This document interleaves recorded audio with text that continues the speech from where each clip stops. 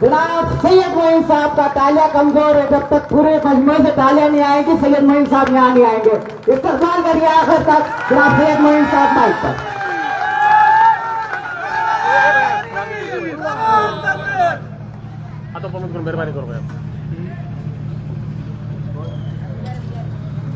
अस्सलामु अलैकुम रहमतुल्लाहि व बरकातुहू। नहमदुहु व नुसल्ली अला रसूलिल करीम अम्मा बाद। औज़ु बिल्लाहि मिनश शैतानिर रजीम। बिस्मिल्लाहिर रहमानिर रहीम। शे नशीन पर तशरीफ फरमा मोहतरमुल मकाम औरंगाबाद के हमारे साथी वो गढ़ नेता नासिर सिद्दीकी साहब, मजलिस इत्तेहाद अल मुस्लिमीन जिला परभनी के जिम्मेदार गौस जैन साहब, मजलिस इत्तेहाद अल मुस्लिमीन औरंगाबाद के ऑब्जर्वर वसीम साहब, औरंगाबाद के हमारे हर दिल अजीज कॉर्पोरेटर्स जनाब जमीर साहब, अहमद साहब, और आज आपके दरमियान में परभनी से सैकड़ों की तादाद में अपने साथियों को लेकर मजलिस इत्तेहाद और मुस्लिमीन में शुमिलियत कर चुके एहसान साहब, मजलिस कायदीन और जिम्मेदारान, और आज के जलसे में मौजूद मेरे तमाम परभनी के गय्यूर मुसलमानों और जहां तक मेरी आवाज जा रही मां और बहनों, आज का जलसा मजलिस इत्तेहाद और मुस्लिमीन की जानिब से मुनक्कद किया गया है।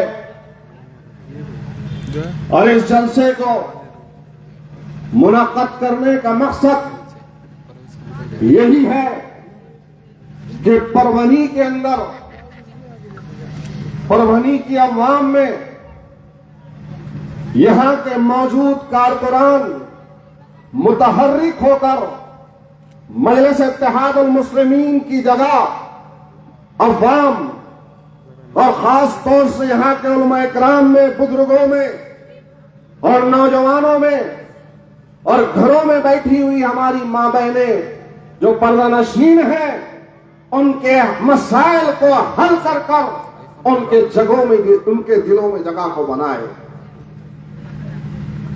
क्योंकि याद रखो, कोई भी तहरीक या तंजीम उस वक्त तक परवान नहीं करती जब तक आप मुतहर्रिक नहीं होते, जब तक आप अवाम के मसाइल की तर्जुमानी ऐवानों में जाकर नहीं करते, या महकमेजात से नहीं करते, या फिर आप अवाम के दिलों में जगह उस वक्त तक नहीं बना सकते जिन परेशानियों का सामना अवाम रोजमर्रा की अपनी जिंदगियों में कर रही है।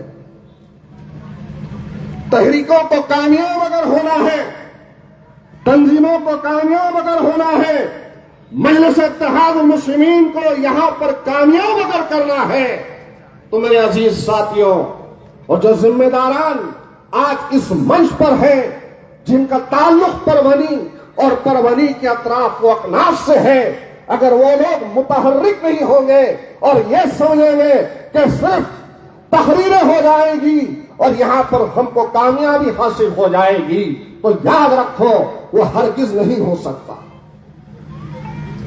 अल्हम्दुलिल्लाह, आज परभनी के माहौल में जिस कदर खुशी का माहौल है, और आज जिस तरीके से जिस शख्स को जिम्मेदारी दी गई है और जिसको ऑब्जर्वर यहां पर बनाया गया है, मैं समझता हूं कि अल्हम्दुलिल्लाह गौस साहब, वसीम साहब के अंदर जो तालमेल है वो तालमेल का नतीजा है कि बैरिस्टर असदुद्दीन अवैसी साहब की आमद पर यहां के नौजवानों ने जो नारे लगाकर इस्तेमाल किया है, वो तालमेल बाकी रहेगा और तब तक बाकी रहेगा जब तक इंशाअल्लाह ताला परभनी के एक इलाके में मजलिस इत्तेहाद उल मुस्लिमीन की निशानी पतंग यहां पर नहीं लहराई।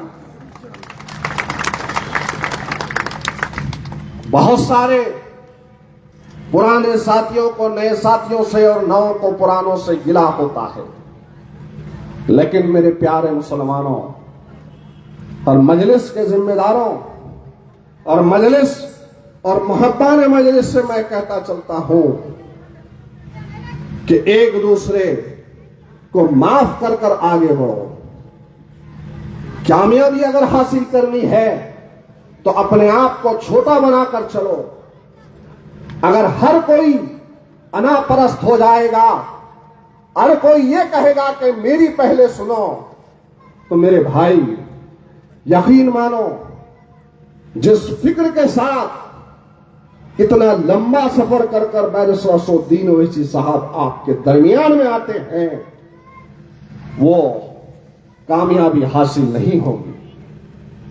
मजलिस इत्तेहाद उल मुस्लिमीन के नाम पर कभी आप लोगों ने गौर किया है कि मजलिस इत्तेहाद उल मुस्लिमीन के नाम ही में इत्तेहाद है। इत्तेहाद बाकी रहेगा, इत्तेफाक बाकी रहेगा। हर एक अपने से ज्यादा दूसरों को तरजीह देगा तो इंशाअल्लाह ताला वो दिन दूर नहीं है कि यहां पर मजलिस इत्तेहाद उल मुस्लिमीन अपनी जगह बनाने में कामयाब नहीं होगी। हम कामयाब होंगे, हम कामरान होंगे। बासलाहियत लोगों की जरूरत थी और आज अल्हम्दुलिल्लाह उस जरूरत को मुकम्मल किया गया है, लेकिन हम में से हर एक की यह जिम्मेदारी है कि हम अपने आप को छोटा बनाकर आगे बढ़े तो काम हो सकता है। मेरे भाई आज गौर करो, आज गौर करो। आज कोई छूटा हुआ नहीं है। हर एक को यह मालूम है कि हिंदुस्तान में सबसे बड़ा मजलूम तबका कौन सा है, जिसके ऊपर सबसे ज्यादा जुल्म हो रहा है। कोई नहीं है सिवाय मुसलमानों के कि हर जगह, चाहे रियासत महाराष्ट्र लो, उत्तर प्रदेश लो, पश्चिम बंगाल लो, बिहार लो, कर्नाटका लो, आसपास के मध्य प्रदेश हो, आसाम हो, उड़ीसा हो, कि चाहे कोई भी स्टेट हो, हर रियासत में मुसलमानों को सताया जा रहा है, क्योंकि वहां का मुसलमान अपने आप को बेयार और मददगार समझ रहा है। उनकी कोई सियासी ताकत नहीं है, उनकी कोई सियासी नुमाइंदगी नहीं है, उनके हक के लिए, उनके इंसाफ के लिए लड़ने वाले नुमाइंदे मैदान में नहीं है। हर एक की नजर जाती है तो बैरिस्टर असदुद्दीन ओवैसी साहब की तरफ जाती है। गौर करो, खुदारा गौर करो कि वो हम जिसके पास तख्त था, ताज था, जागीर थी, सल्तनत थी, वो हम जिनके पास जमीनात थे, आज उस कौम का ये हाल है हिंदुस्तान में कि सबसे ज्यादा उस कौम को सताया जा रहा है। तो इसकी वजह क्या है? मॉब लिंचिंग का शिकार हिंदुस्तान में कौन है? दाढ़ी देखते हैं मारते हैं, टोपी देखते हैं मारते हैं, ट्रेन का सफर कर रहे हैं तो ट्रेन में नाम पूछकर गोली चलाते हैं खाकी वर्दी में पहने वाले दरिंदे। सड़कों पर गाड़ियों में जा रहे हैं तो बुरखा खींच रहे हैं, नोच रहे हैं, तालीम हासिल करने जा रहे हैं तो वहां पर बजरंग दल वाले सताते हैं। बस में महफूज नहीं, ट्रेन में महफूज नहीं, आपकी इबादत गाहें, आपकी मस्जिदें महफूज नहीं। डर और खौफ का माहौल है। बस में सफर कर रहे हैं, ट्रेन में सफर करते हैं तो आपके टिफिन को, आपके खाने को चेक किया जाता है कि क्या खा रहे हैं।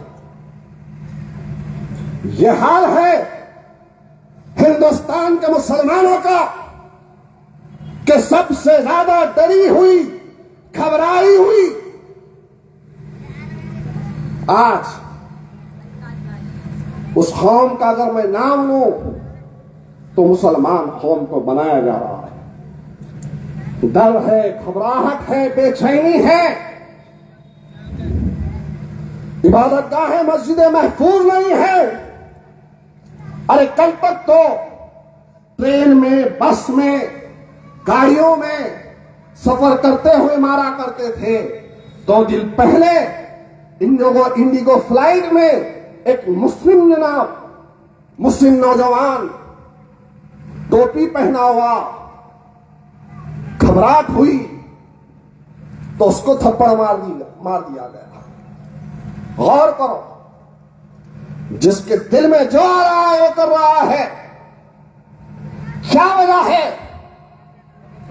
अरे आज हिंदुस्तान में सबसे बहादुर कौम का खिताब किसे था? वो बहादुर कौम जिनके शहीदों ने हिंदुस्तान में अपने आप की शहादत देकर आने वाली नस्ल को पैगाम दिया। क्या पैगाम दिया? कि गीदड़ के 100 बरस की उम्र से शेर की 1 दिन की जिंदगी बेहतर है। और हिंदुस्तान की आजादी के बाद हिंदुस्तान पर गहरी नजर रखने वालों पर मेरा सवाल है कि हिंदुस्तान की आजादी के बाद जितनी रियासतें हैं, चाहे कश्मीर से लेकर कन्याकुमारी तक हो, उन रियासतों पर नजर डालने वाले दानिश्वरान कभी गौर तो करो कि वहां कौन सी ऐसी रियासत है जहां पर मुसलमान तालीम में आगे हैं, जहां पर मुसलमानों की इबादत गाहें महफूज है, जहां के मुसलमानों के लिए वहां की हुकूमतें तब्दीली अगर होती है तो तालीम के लिए रिजर्वेशन मिलता है, नौकरियों के लिए रिजर्वेशन मिलता है, सेहत के मैदान में आगे है, सरकारी नौकरियों में हिस्सेदारी है। वहां पर किसी मां के जने में हिम्मत नहीं होती कि किसी मुसलमान का गिरेबान पकड़कर उससे कुछ और कहलवा। एक ही रियासत है और उस रियासत का नाम तेलंगाना,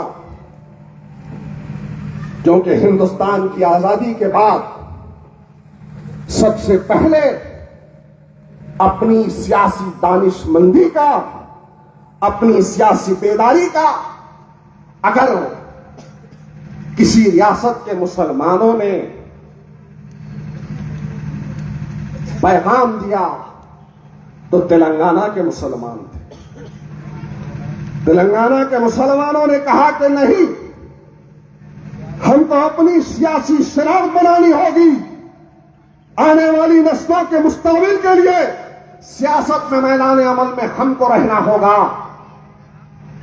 उस वक्त इंदिरा गांधी की हुकूमत थी तो मजलिस इत्तेहादुल मुस्लिमीन का अहिया जब अमल में आया तो सालार मिल्लत के वारिस फखर मिल्लत अलहाज बारिश-उद-दीन अवैसी साहब और अकबरुद्दीन अवैसी साहब के दादा फखर मिल्लत अलरहमान ने वहां के मुसलमानों को आवाज दी और दक्कन के और खास तौर से हैदराबाद के और तेलंगाना के मुसलमानों से कहा कि आओ कलमे की बुनियाद पर मुत्तहिद हो जाओ, मुनज़्ज़म हो जाओ, क्योंकि यही एक इत्तेहाद है आपका जो आपको बाकी रखेगा, आपके मजहबी शनाख्त को बाकी रखेगा, आपके सरों को झुकने नहीं देगा।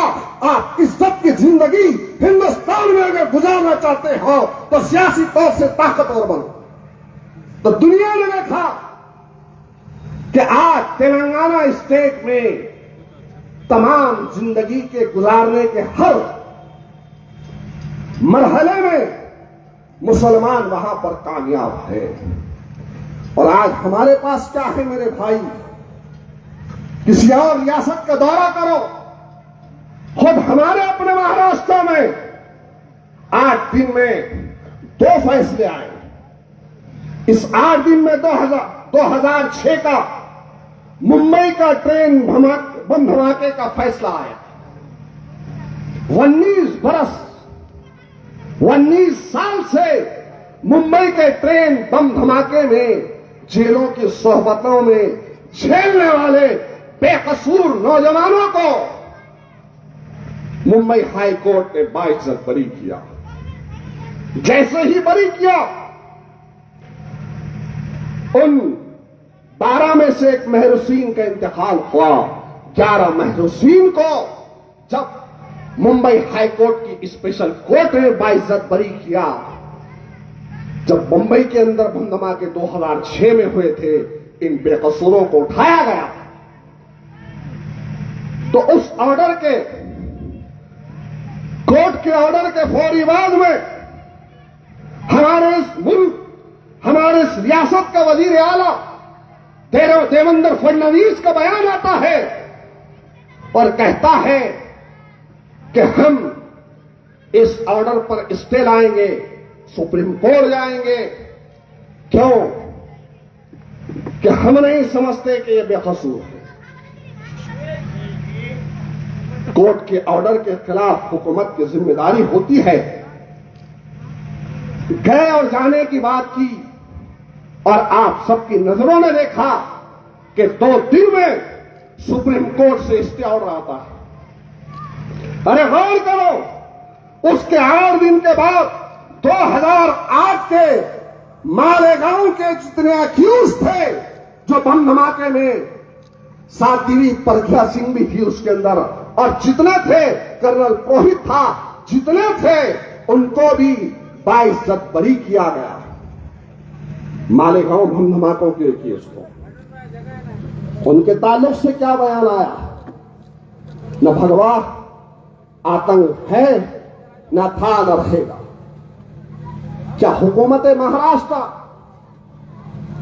इनके खिलाफ भी सुप्रीम कोर्ट में जाएगी या नहीं जाएगी?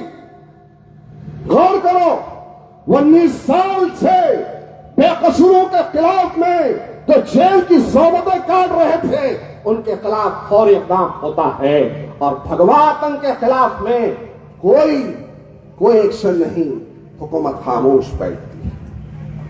मेरे प्यारे मुसलमानों, सियासत जिंदगी के हर मोड़ से गुजरती हुई जाती है।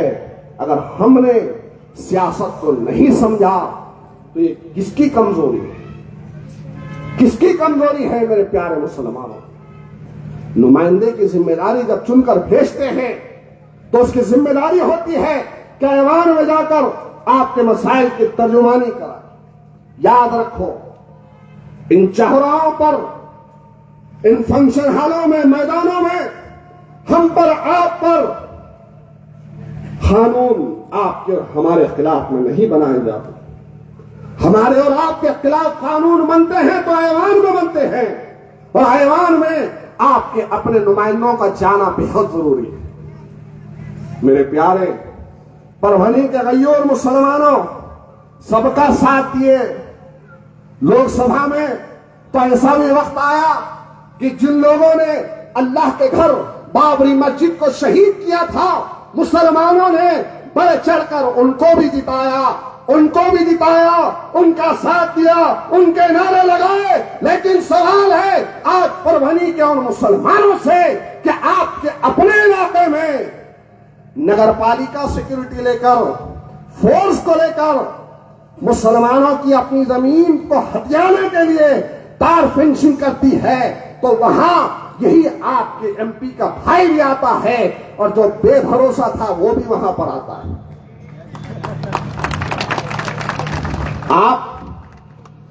आप लोग कहां थे मेरे भाई? जय जयकार करने वाले, पीछे भागने वाले, एमपी का झंडा उठाने वाले। एमपी का भाई भी था और फिर बेभरोसा भी था, वो भी साथ में था ना। नगर पालिका के लोग आते हैं, तार फेंसिंग करते हैं, उस इलाके के मुस्लिम घरानों के आसपास में खाकी वर्दी वाले ठहरते हैं। मुसलमानों में अजीब बेचैनी परभनी के कि क्या होगा, और वहां पर आकर तार फेंसिंग कर कहते हैं कि ये जगह फला धार्मिक स्थल की। गौर करो, मेरे भाई, सियासी मुकाम, आपकी सियासी समझदारी जालिमों को खत्म करती है। लेकिन आज क्या हो रहा है? आज तो यह हो रहा है कि मजलिस इत्तेहाद उल मुस्लिमीन आपको बार बार आकर आपको बेदार कर रही है। आपको आने वाली नस्लों का वास्ता देकर ये कह रही है कि मुस्तकबिल में अपनी नस्लों को खड़ा करने के लिए खुदारा मुत्तहिद हो जाओ। अरे छोड़ो इनको, ये भी वही है, वो भी वही है। ये सब जब आपका नाम आता है, जब दलितों का नाम आता है, जब मुसलमानों का नाम आता है, तो आपके कास्ट के मसाइल में रोड़ा डालने वाले कोई और नहीं है। ये सब मिल जाते हैं। लेकिन हम थोड़ा इधर है तो थोड़े उधर, हम कब मुत्तहिद होंगे? कभी बात होती है तो लाउड स्पीकर को हटाने की, कभी बात कोई कहता है कि आपके पास का एमएलए ये राहुल पाटिल ने, जिसको भर भर कर वोट दिया मुसलमानों ने, तो क्या राहुल पाटिल ने परभनी की अवाम को शर्मसार और परभनी के मुसलमानों को शर्मसार नहीं किया कि विधानसभा में खड़ा हुआ तो कहा कि परभनी में 100 मुस्लिम दहशतगर्द है। लेकिन वोट का नाम आया, इलेक्शन आते हैं तो बस सलाम अलैकुम इंशाअल्लाह अल्हम्दुलिल्लाह, फिर कौम के गद्दार, कौम के दलाल तुम्हारे दरमियान में आकर तुमसे कहते हैं कि डाल दो अच्छा आदमी है। क्यों भूल जाते हो? क्या तुम भूलोगे कि ये बेभरोसा, जिसको मुसलमानों पर भरोसा ही नहीं। मैंने ये भी सुना कि ये बेभरोसा एक होटल में जा रहा है, होटल के किचन रूम में जा रहा है, एक भगोना देख रहा है, एक बर्तन देख रहा है। क्या है इसमें? कौन परमिशन दिया बेभरोसे? जाकर होटल में जाकर चेक कर रहा। अरे आज तो हमारी होटलों में जाकर हमारे बर्तनों को, जो माशाल्लाह अच्छा बनता है, बड़ा टेस्टी बनता है, पता नहीं खाने की लाजिमात को सिर्फ सूंघने के लिए आ रहा है या फिर अपनी रूह को तर करने के लिए, खुश करने के लिए आ रहा है। हाँ? याद दिलाए तो नासिर साहब का भी मन कर रहा है खाने का। जरूर जलसे के बाद इंतजाम है, जरूर खाएंगे। उस बेभरोसा से मैं कहना चाहता हूं कि आज हुकूमत की जानिब से जिस तरीके से नासिर साहब ने कहा कि खाकी वर्दी वालों की पकड़ नहीं, इस पर पुलिस क्या कर रही है?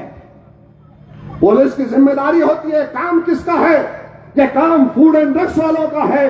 ये बेभरोसा किसी भी होटल में जा रहा है। अगर हम बेभरोसा के घर में घुसकर देखें तो, बात समझ रहे? बेभरोसा के घर में अगर मुसलमान घुस जाए तो कितना बवाल हो जाएगा। लेकिन परभनी के किसी एक नुमाइंदे ने आवाज नहीं उठाई, ना उसका हाथ पकड़कर पूछा कि क्या, किसने तुझे परमिशन दी है कि मुसलमानों के खान पान में दखल दे। गौर करो मेरे प्यारे मुसलमान, आज हालात को समझो, वक्त की नजाकत को समझो, मायूसी का शिकार ना हो, मायूसी का शिकार ना हो। अरे कोई आए या ना आए, मजलिस इत्तेहाद उल मुस्लिमीन आपके हक में आपके लिए आवाज उठाई। आज कितने मसाइल हैं मेरे भाई, कितने मसाइल हैं। रास्तों का मसला है, ड्रेनेज का मसला है, नालियों का मसला है, तालीम का मसला है, बारिश से जो पानी आता है आपके अपने इलाकों के अंदर, बारिश का पानी जमा हो जाता है लेकिन कोई पुरसाने हाल नहीं है। ये Dhar road, Wangi road, Dargah road, Hyderabad plot, Madina party, Babar colony, Zamzam colony में तो बारिश में जा नहीं सकती। ये अपने इलाकों की दुर्गत है। ये हमारे अपने मुसलमानों की जो कसीर तादाद वाली आबादी है, उन इलाकों की हालत है जहां पर बारिश की एक पानी से वो इलाके में जाने आने का रास्ता खत्म हो जाता है। रास्ते नहीं है, मोरियां नहीं है, रोड नहीं है, स्ट्रीट लाइट नहीं है, बालवाड़ी का इंतजाम नहीं है, बच्चों को खेलने के लिए अच्छा ग्राउंड नहीं है। ये सब जिम्मेदारी किसकी होती है?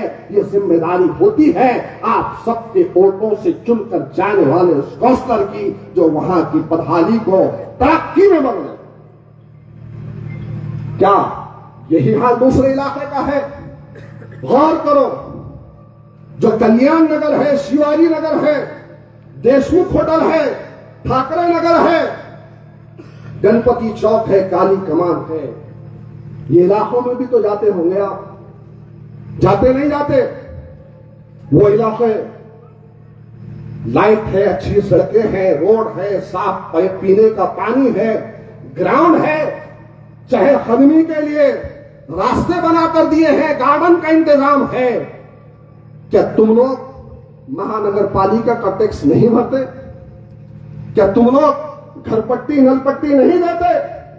तुम लोग घरपट्टी देते हैं, नलपट्टी देते हैं, सब देते हैं। आपकी हालत यह है, और जिनको चिता कर लाया जा रहा है उनका फंड कहां इस्तेमाल हो रहा है? अपनों को चुनो, अपने दर्द रखने वालों को चुनो, अपनी आवाज पर, आपके मसाइल पर लब्बैक कहने वालों को चुनो।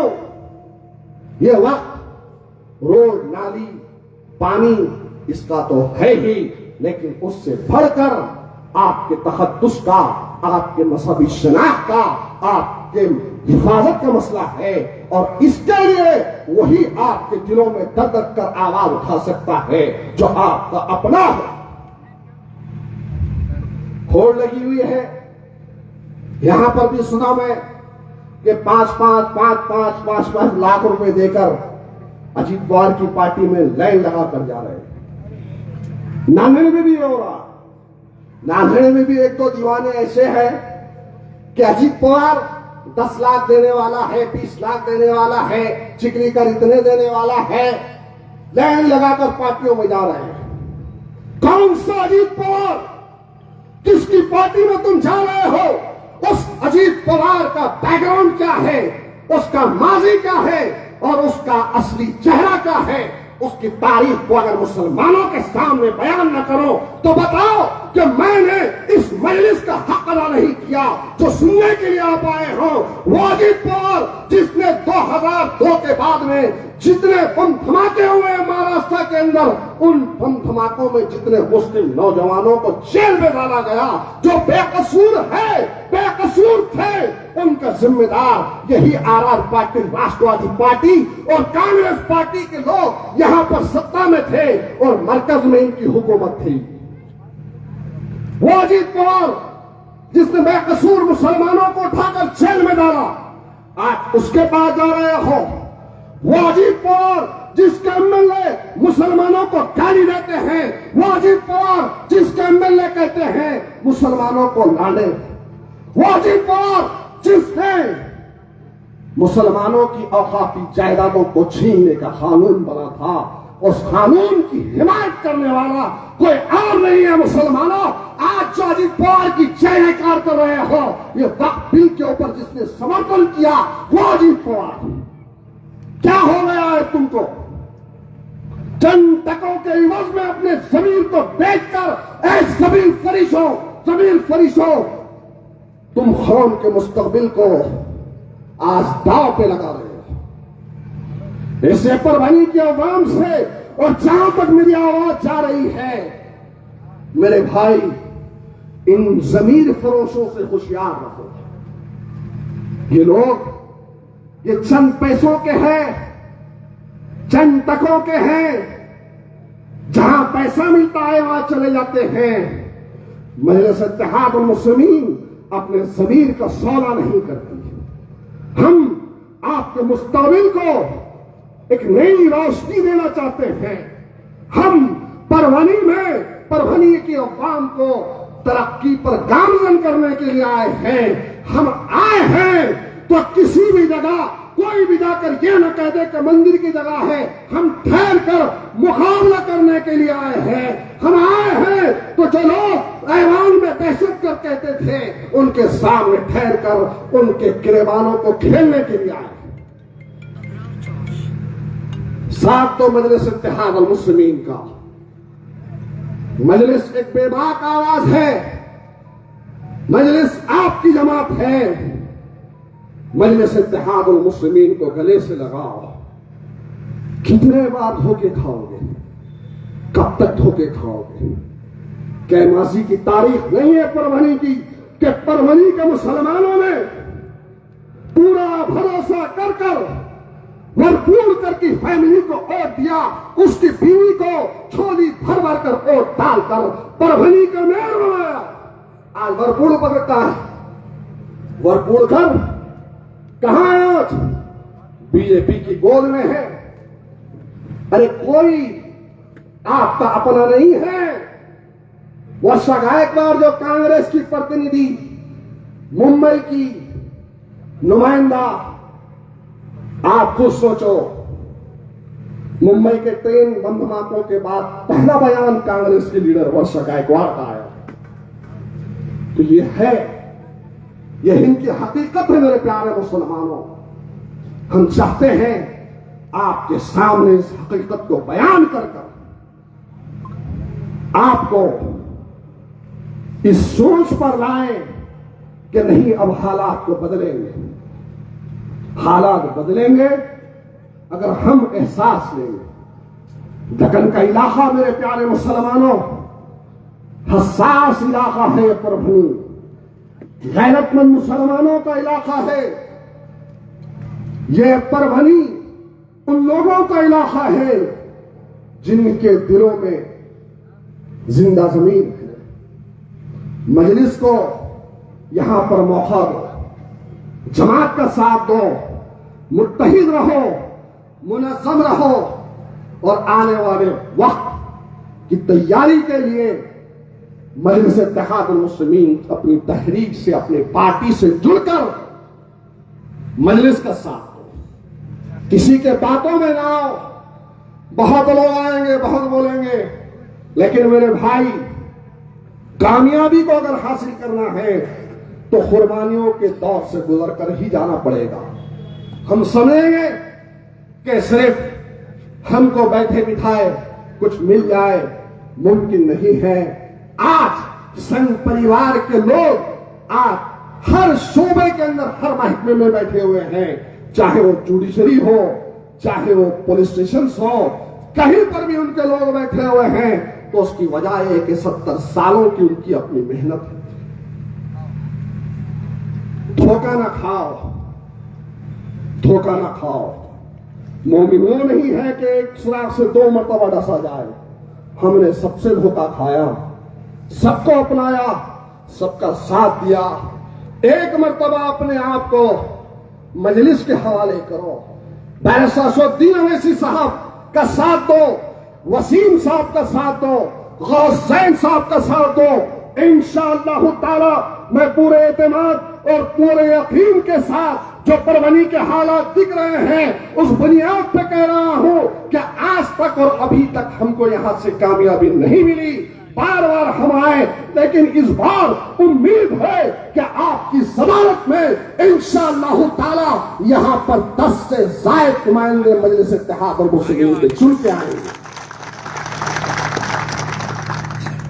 बहुत कम वक्त है मेरे प्यारे मुसलमानों, बहुत कुछ बोलना भी था, लेकिन आपसे यही कहूंगा आखिर में, क्या आप मुत्तहिद रहो, मुनज़्ज़म रहो, जमात का साथ दो। कोई हमारा अपना नहीं है, सबसे हमने धोखा खाया है। मजलिस का साथ दो। अरे कब तक सिर्फ तारीफ करोगे मजलिस इत्तेहाद अल मुस्लिमीन की? कदम बकदम मजलिस के साथ चलो, अपने ऑटो को मजलिस के हवाले करो। फिर देखो, जो जिस बैरिस्टर असदुद्दीन अवैसी साहब को आप सुनते हैं, देखकर रश करते हैं, आपके इलाकों में भी इंशाअल्लाह ताला ऐवान में जब आपके नुमाइंदे जाएंगे और आपके लिए बेबाक आवाज उठाएंगे तो आपको खुशी होगी और आप कहेंगे कि हमारे वोटों का सही हक अदा हो। शेयर कर दो ना वन में। साथ दोगे मजलिस का? साथ देंगे ना इंशाअल्लाह? दोनों हाथ उठा के कहो साथ देंगे। नारे तकबीर, नारे तकबीर, नारे तकबीर। वाकई